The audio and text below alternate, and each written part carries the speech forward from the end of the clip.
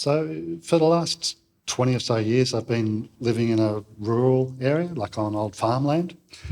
And I've always grown up with a lot of nature around me and done lots of gardening. I actually subsidised my wacky, weird art with gardening for a long time, backyard nursery, all sorts of stuff. Then I started teaching in gardening, and then I started teaching in animation at a community level first and then at unis.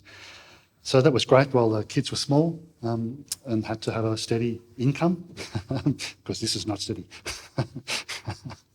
But recently, since after COVID, I've been a freelance, as I'd like to call it, I guess. And it's an up and down roller coaster. It's been really busy up until now, these last few months, when I'm trying to get ready for this as well, of course. So I'll present some of the stuff I've been working on over the years at uni and privately, and various collaborations. So there's my current dog, Wesley, sitting by the fire dam. It's called up the road, and my boot in the bottom of the picture. In town, there's this typical shopping mall, or it seems reasonably typical. That's about 20k away, and I'll come back to that later because I'm doing an invasion with augmented reality animation and soundscapes early next year in that space. But the actual forests around me, Dirk, who's been at Punto other times, Dirk De Bruin, another Australian filmmaker, he was writing something and pointed out to me that maybe the forests had influenced my love of making really dense, layered footage, lots of collage, and trying to, in a 2D screen, make a sense of space that you can imagine yourself going into.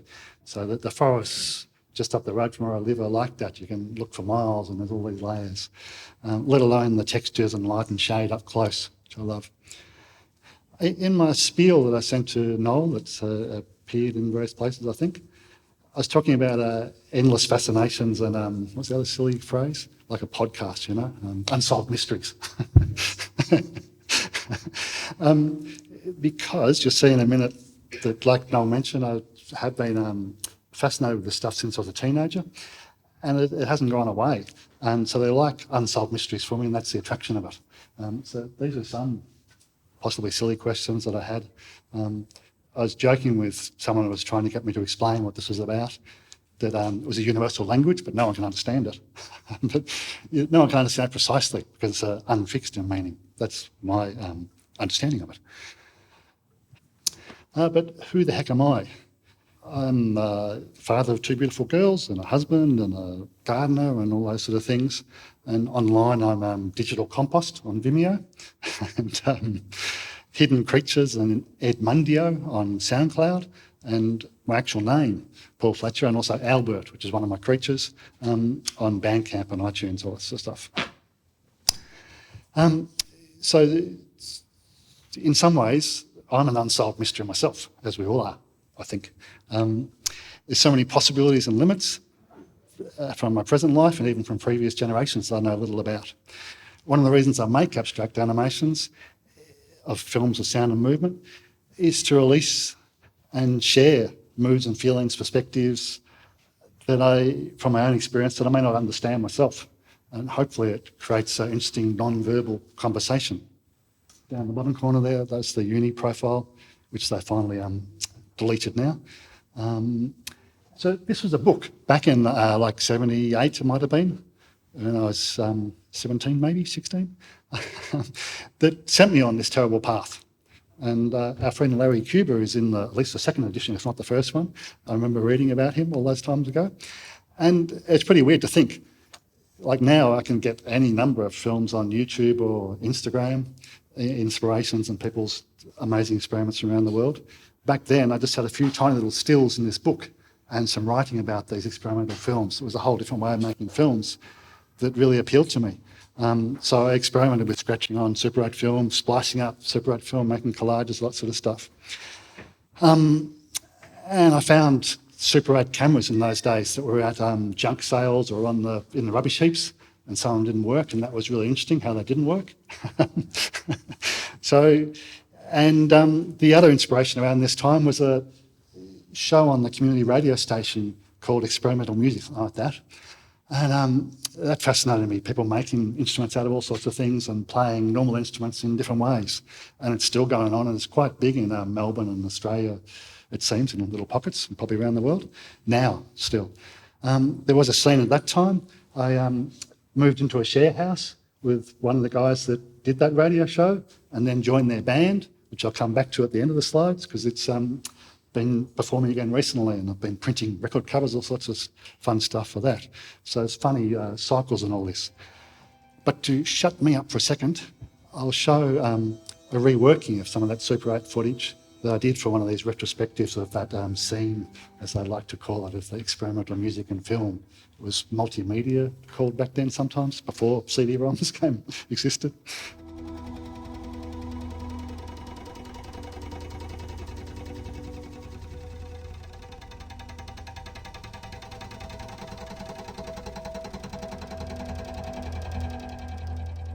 So this was the very first film that, apart from one I did with it wasn't the first film, but the film that was shown at Reykjavik, version of Punto, Raya.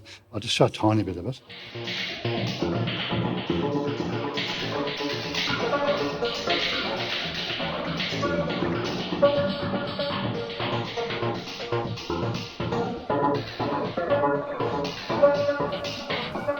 So it was heavily influenced by the city apartments near where I was working at the uni. And I taught in the animation department, where we did lots of collaborations with the music school and drama and theatre and all those sort of other disciplines. And music was particular, and dance were a really good fit for animation for me. And so one of the professors, whatever you want to call them, in the music school, Mark Pollard, worked with me on this one, and he was actually interested in doing visuals as well. So he took photos of the apartments and gave them to me to then reinterpret and mash up different ways. So I did some of that with traditional methods, just animating the photos, sliding them around, all that sort of stuff. And then also made sort of digital synthesis models of those sort of based on those shapes. And some of that was techniques in a program called Animating Designer, which is, a weird little tree structure you get to play with, of different maths and science, incredibly complex stuff, which I can just play with. It lets you make patterns that make visuals and sound at the same time. And this is one little excerpt of that.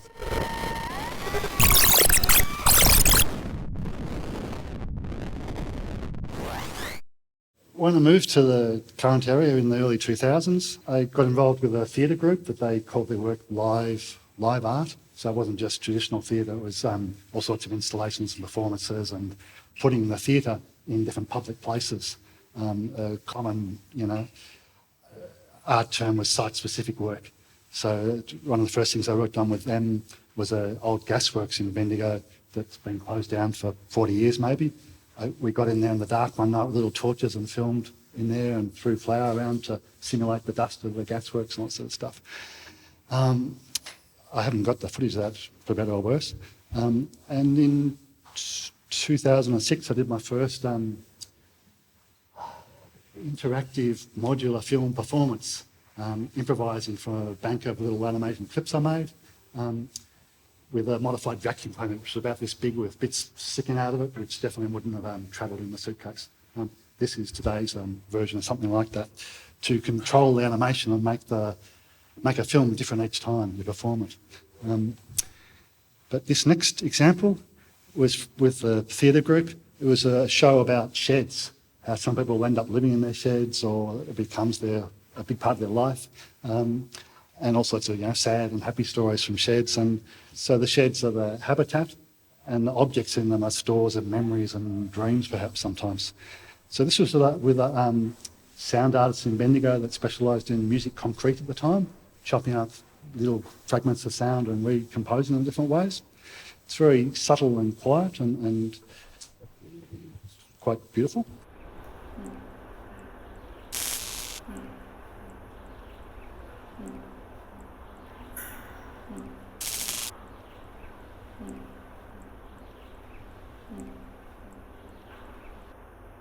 There's a web link at the end of the slides where you can see the full versions of all this stuff if you really want to.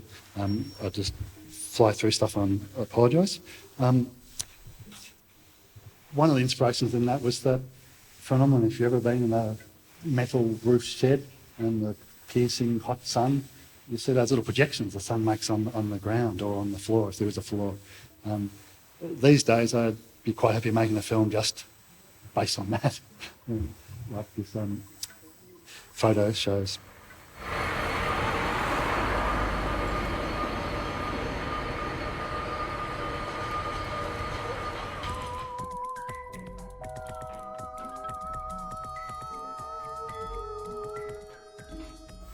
That was a collaboration with an Indigenous songwriter in Melbourne. And this was an exhibition that went on for 8 years each year at Easter time. It was in a fernery, then bats moved in and everyone got scared, so we had to move the exhibition into this basement of the town hall. So it gave more opportunity for indoor projection. With the outdoor exhibition, there were little screens hidden in sculptures powered by batteries. It was quite a business to set up. And this was one of my first experiments with getting signals from plants to affect the image and the sound.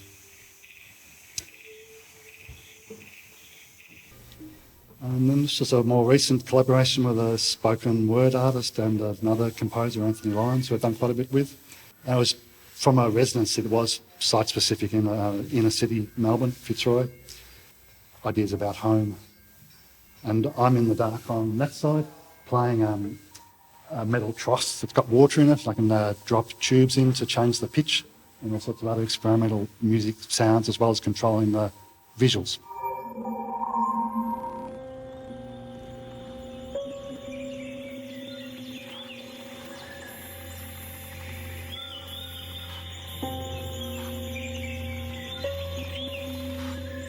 So that title referred to animating environments and putting animation in environments, and it's a mix of both all the time.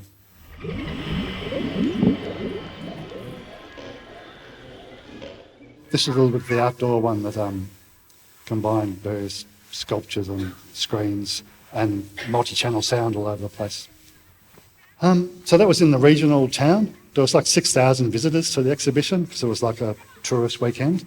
But then this one went into the zoo in the centre of Melbourne and had to make more robust, quick containers for the screens. So I made them in these bins with a little magnifying glass on the top. People would still go up and try to put their rubbish in the bin, but you couldn't.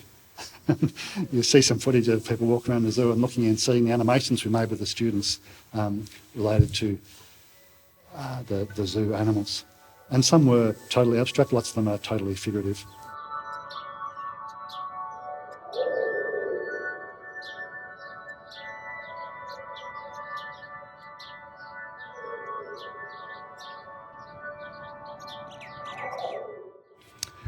Then some of the work I've done has been smaller little installations. This was a favourite based in a museum of an English-Australian composer, Percy Grainger, who pretty interesting child prodigy of piano and also a very interesting character. It'd be called neurodivergent these days, I'm sure. But he designed his museum before he died. He insisted that there be a museum all about him, and there is. And he was a fascinating character. He designed his own clothes as well as music and all sorts of instruments and had an idea of free music back in the early 1920s. So this was an interpretation or response to some of that work. So those patterns on the old washing machine are similar to the ones in the clothes that he designed, which are quite beautiful. So I had a little ironing board in front of the washing machine, and the ironing board was triggers to change the animations and sound that played in the washing machine, inside the washing machine there.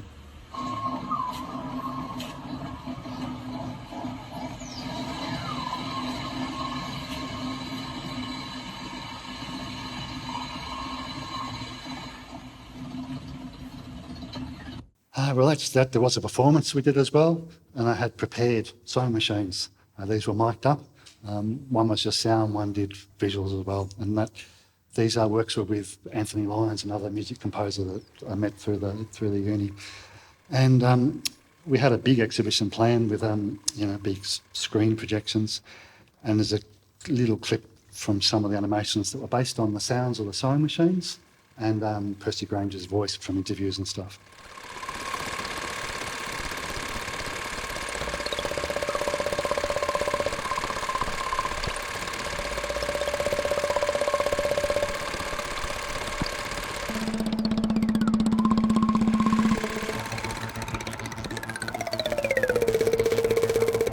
So the sounds in these were by Anthony Lyons, if I didn't mention it before.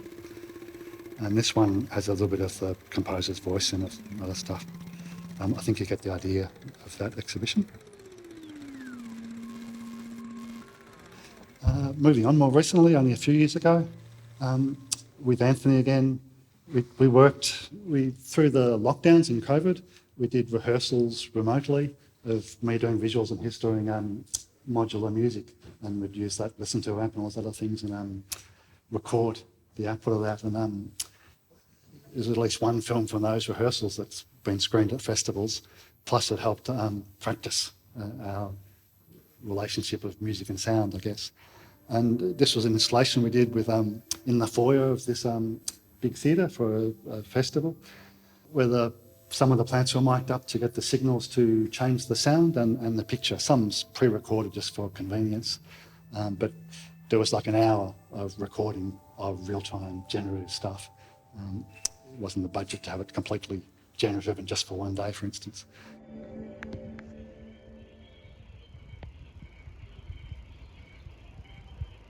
So it's projection onto the plants and onto the wall behind the plants, and a nice sound system, and went for the whole day. And it was sort of relaxing to wander through.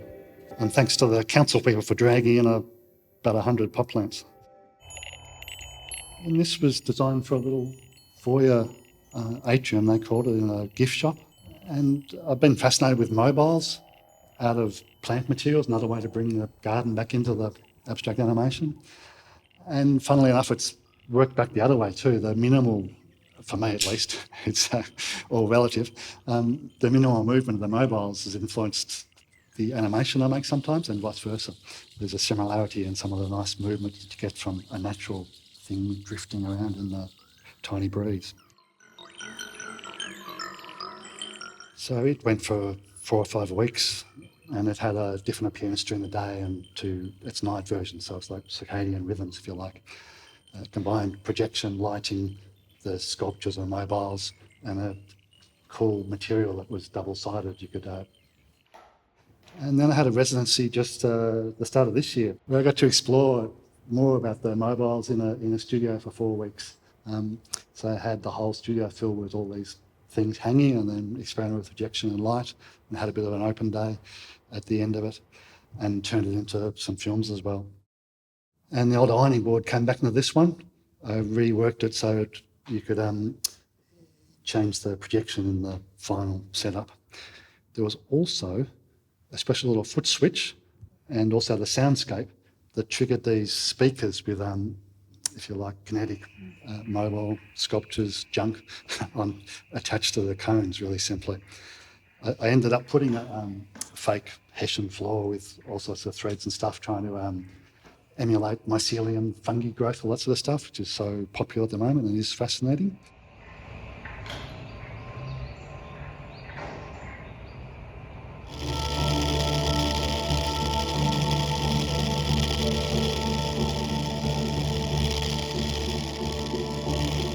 So that was another little experiment based on that same idea with the speakers. And in reality, it looks like that, pretty dull. There were so many things here that, needed further exploring and experimenting, and might keep me busy for a little while, including this. So talking about site-specific, this was just a daytime residency. I could only go there during the day. If it was a full day and night, our residency would have got more of a handle on the play of light and stuff in the building, and that could have been the film itself. I tried with prisms and stuff, trying to make those sort of patterns, but it was just the edge of the louver windows that created the strongest projections from the sun on the floor. And just for a bit of light relief, there's a couple of little simple assemblies, if you like, that are part of that. And this one I put in because it summed up for me a weird thing that I get stuck with, that sometimes I like to have minimal intervention. So this is basically just a seed pod with two little bits of wire. It looks like some sort of creature to me. And it's not me showing off anything, it's more just the bit of nature in there and me working with it perhaps. That's my theory. But that's one thing I found myself doing a lot. Starting off with something I've captured from nature and translating in different ways, if you like. Unlike traditional animation, which I had to teach some of the time, supposedly, at the uni, storyboarding has its limits for some of the abstract animation processes. I found more useful the musical processes, and when we were using a storyboard, we made sure to use it really flexibly, like with bits of blue tack or whatever, to stick them on a wall and move them around and play with them as well. And I'm not the only weirdo, thank goodness. That's a quote from the Canadian, Sarah Bell Reid, who's been very helpful as a resource for learning modular synth stuff, even just on the laptop with free programs, which I highly recommend. So this is a tiny bit of an example of another collaboration with that first composer, Mark Pollard, that the Grid Life was made with. And I travelled 2 hours to do the teaching at the uni for 22 years. So I had to go up in the dark, and I was on the platform of the station and it was raining. So I recorded it with my phone. This was something to do while I was waiting. And on the computer, I slowed it down massively and put it in the program where I could see that pattern visually, and then remapped it to different scales and different sounds, and then gave those recordings to the composer, who then selected a phrase he liked and composed that into this piece. And I made the visuals related to raindrops. But my wife pointed out that raindrops don't go up and don't bounce like that. She reckons they're just bubbles. And it's interesting, the weight of a title, for an abstract film particularly. If I'd called it something else, it might have steered you in a different direction. You would never have known that it came from raindrops originally. And for me, it's like not literal, obviously. So I'd explain it as imagining, supposedly, that you've got the perspective of a raindrop for a minute. You're in a raindrop and you're seeing stuff around you.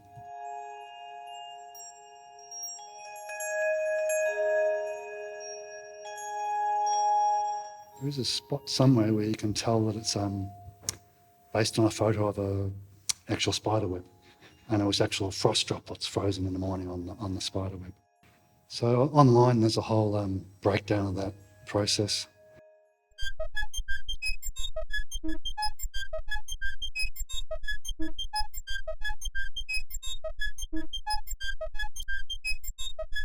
So that was more of that synchronous sound and video synthesis, improvised and then re-edited, I think.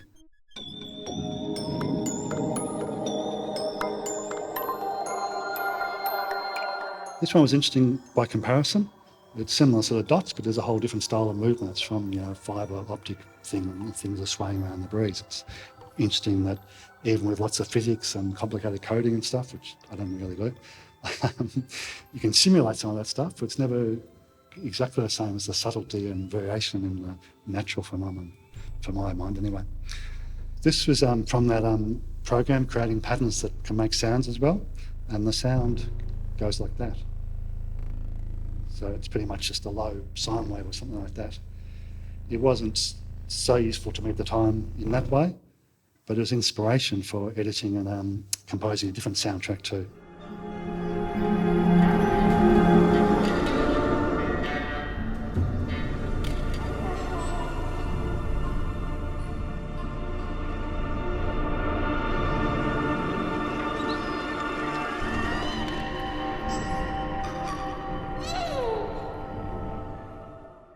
So I have this another unsolved mystery or productive dilemma perhaps, is the appeal of doing things live, but also the fact that it's like chaos and control in competition. And it's on the edge, at least you know you're live. For me, a modular approach was something I did out of necessity before I really started experimenting with modular synthesis, for instance. I had little bursts of time in between, teaching and family things and whatever else. especially on the train, a 2-hour train journey with a laptop and headphones. I could do heaps of stuff. And it was like practicing an instrument. I'd do little modules, little elements, and then work on making that, seeing what connections I could make with that stuff, chuck stuff out, make a film out of some of it. It sounds lazy in some ways, but it's interesting way that I found to work. So it made me wonder about looking at actual modular synthesis and treating that as a metaphor for making a film as well. The oscillators are like the ideas. They generate something, and then you can connect them in different ways and filter and process them in different ways. So that was my vacuum cleaner. It got burnt to ashes and smoke in a shed fire, but it wouldn't have travelled very well here anyway. It was based on a keyboard that I paid $2 for from a chip shop, rewired and housed in the vacuum cleaner. It definitely got a reaction bringing it into concert settings. So it was a good theatrical prop. And it's actually fun to play that way.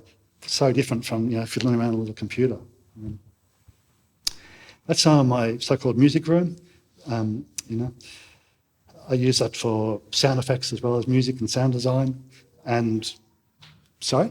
I like the bass guitar in the yes. something straight there. Yeah. It also came from a chip shop. It's a great bass. It's very cheap. There was various other constructions there. And then I got this thing. No idea what the volume's going to be like on this one. It won't be easy listening necessarily, but think of yourself as a toaster and imagine what goes on inside the little head once you cook and toast, perhaps. There's or whatever you like. There's buttons on the top and 2 dials on the front.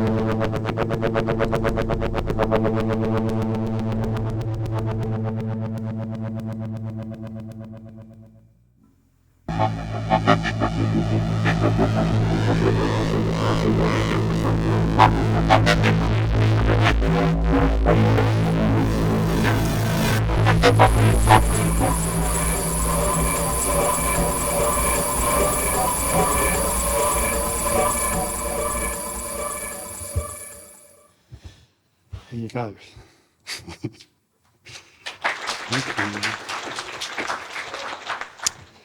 you. More rehearsed performances like this one that I haven't got the video of at the moment with Anthony, and we tried combining the mobiles in those some of those setups as well.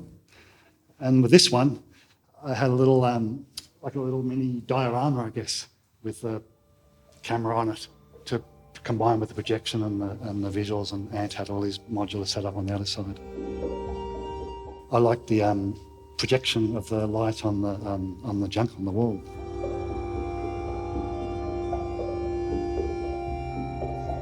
I use a lot of blur and feedback in those visuals, so the actual point where the sound is, attacking the image, if you like, or responding to it, gets sort of smeared, and it's a little bit subtle a lot of the time. This was with that band of the members that I met when I was a teenager and played for several years then and on and off over the resulting decades. And we just, released a record just a few weeks ago. And they wanted visuals for the show. And I tried doing some where I'd use some of the music to trigger the different shapes and parameters. And they didn't like that at all, which is fair enough. They found it distracting from the music, which is interesting. So one of them particularly has experience doing video synthesis in the very early mid-70s, for instance, where it was all, there was no chance of having it sync to sounds like it is now. But also the music is a form of minimalism. So we're all playing different types of signatures at once, for instance, a bit like some of the Indonesian music, but probably not as sophisticated in other ways, and different lengths of phrases looping around. And it does your head in while you're trying to play, but it's a fun, interesting sound, and they're pretty clever musicians, the rest of the group. I just bash along. So I ended up doing the visuals the same way. They're based on different visual rhythms and quite slow and gentle. And the weird thing is, when I watch it back, your brain makes different connections between those visuals and the music, and it is like the visuals are another instrument in the ensemble, which is, to my mind, which is nice.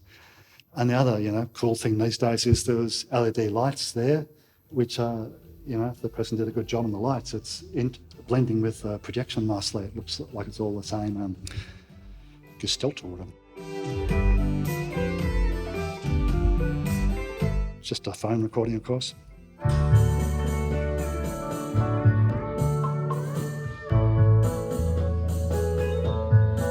I had all sorts of ambitious plans for this presentation. I was going to do the whole thing like it was a seamless video mix that I could do. Another one I had was that I'd get whoever's here to make a film with me on the spot, which was also a little bit ambitious. But I did have an idea related to this that could have worked if I had time, and if I'd been able to get in here beforehand. This is about putting animations into the mall via tablets and phones some of the time, and then also on that public screen as well. So there'll be soundscapes that interrupt the shoppers at different times of strange insects and animals rather. And the animations on the screen, and then people with phones or whatever can find different unusual things on the buildings and on the ground and stuff. I could have done that in here as well. I could have given you a link, and you could all found some of the abstract animations in a room and made a symphony of noise and visuals from lots of phones. It would have been fun. Another time, maybe. This was an exhibition for kids just recently. It was like a prototype, but it was quite a busy festival. And the kids responded well to the abstract animation backgrounds. They could choose which backgrounds they wanted and choose which insects and dances they did via a primitive touchscreen on the wood there in the front, and play little music instruments as well. It's amazing all the different variety of screens these days. When I was teaching, I had to drill into the students, all the different frame sizes, and there was only 2 in those days. Now there's all sorts of weird sizes. This was a massive one, 14,000 pixels by 18,000 pixels, if that means anything to anybody. It was a big room and a very big file.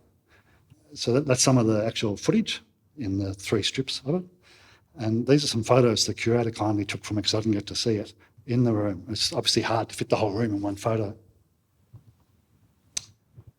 He wrote some very beautiful things about it, which was great because it was actually what I would have liked to have achieved. Finally, I've been trying to make space for animation experiments, the other way around from the title. So this gallery in the city of Bendigo, the great city of Bendigo, Sundays are pretty quiet and they have a beautiful theatre, and they've been letting me use it once a month on a Sunday afternoon to put on little concerts.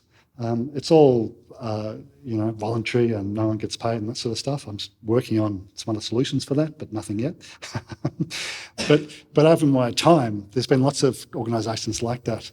That very first thing I talked about, the community radio station, they had a community hall that we'd go to once a week or once a month and have free concerts, that same idea. And that spawned all sorts of careers that are still going now.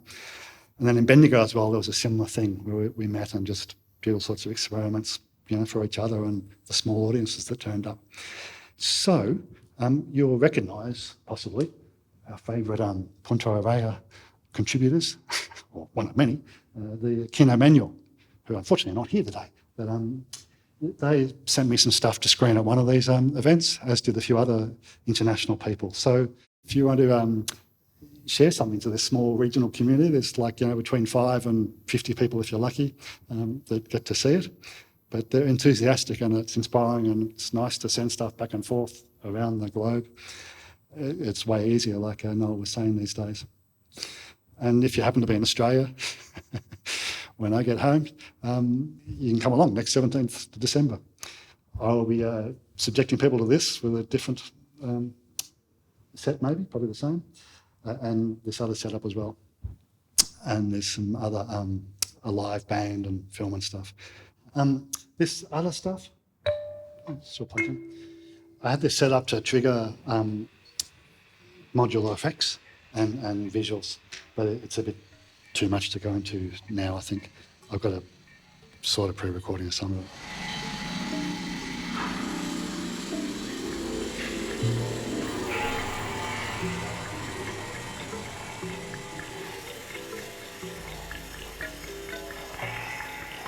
Yeah, you can't see it probably because it's on the desk there, but there's a contact there. I'll share that different ways. The next slide might be easier. So here's my email if you did want to ask any questions, fire away and I'll get back to you whenever I can. And if you want to contribute something to any of those screenings, you'd be more than welcome to. That's my time, I think. If there's no questions, I could subject you to some of that, but I think it's really enough. I've had enough. Is that okay, Noel? Okay. Thank you.